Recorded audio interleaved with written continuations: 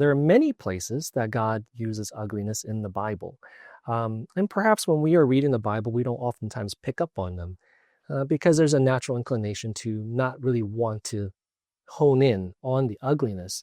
But God uses it from throughout the Old Testament and the New Testament. And then when we talk about ugliness, we're not referring to simply what is ugly to me. In the Bible, we're referring to what is ugly to God. What does God say is ugliness? Now that changes then the whole concept of ugliness quite a bit. The whole definition of ugliness is reshaped into a different framework and different lens. But the Bible does this, and God uses this in some very visceral, very obvious language. Sometimes the ugliness is portrayed in descriptions.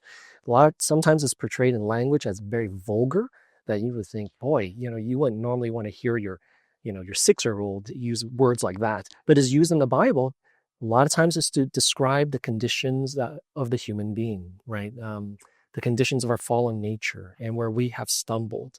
And the purpose for it is to show to us the ugliness within our brokenness, within our fallen nature, cause us to come face to face with it in the same way that a horror movie might do.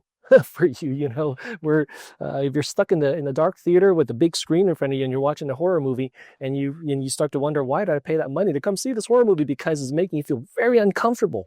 Well, that's what ugliness does. It makes you feel very uncomfortable in order to make you come face to face with it.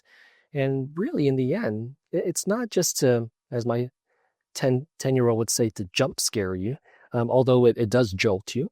But the intent is to provoke change. That's what ugliness, coming face to face with it, ought to do, is to provoke change.